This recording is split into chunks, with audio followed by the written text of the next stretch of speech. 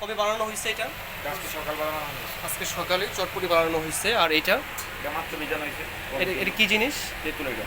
তেঁতুলের আচার, তাই তো? তেঁতুল। তেঁতুলের টক আর কি। এই পানিটা কোথায় পাইছেন পানিটা? এটা আমাদের এখানে এই পানি না? এটা তো ভালো পানি না, এটা তো ডাইরেক্ট পানি। ডিপের পানি। পৌরসভার পানি। আচ্ছা শোনো, এইখানে যদি কোনো জং থাকে বা কোনো জীবাণু থাকে এখান থেকে আসবে না। এই পানিটা না দিয়ে তোমরা খাবারের পানি দিতে পারতা। কতটুকু পানি লাগে এখানে, তাই না? আর এটা কি? এটা টেস্টিং সল্ট। টেস্টিং সল্ট কী কাজে লাগে এই চটপটিতে? হ্যাঁ,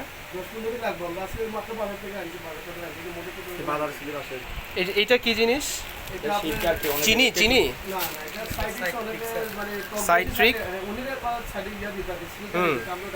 হ্যাঁ, এটা কি ওই যে তেঁতুল টক ছাড়া যেটা বলার কি সেটা টক দেওয়া হয়। ও অনেকে তেঁতুল টক খায় না। টক জাতীয় না? এটা টক জাতীয়। অনেকে তেঁতুল টক খায় না, সেটা টক চায়। ছোট। দেখো আমার কথা হলো, জায়গাটা তো ছোট জায়গা, ছোট জায়গা না? মানে তোমাদেরও কষ্ট হচ্ছে। এই যে এই জায়গাটা যদি পরিষ্কার করে ফেলো, হ্যাঁ, এত কিছু যদি না রাখো তাহলে দেখবা যে তেলাপোকা আসবে না। যদি মানে জায়গা যেহেতু কনজাস্টেড ছোট, তাহলে তেলাপোকা আসবে যদি এত করে রাখো। ঠিক আছে? যে একটা ডাস্টবিন, এটা খোলা রাখার দরকার নেই, একটা মুখ দিয়ে হ্যাঁ আটকে রাখলে ভালো হয় না? আটকে রাখলে ভালো হয়। আর যেহেতু এই যে এটাতে টকটাতে মাত্র 1 লিটার বা 2 লিটার পানি লাগছে, এটা একেবারে পাইপের পানি না দিয়ে কিনা পানি দিতে হবে নাকি? ভালো না কিনা পানি দিলে?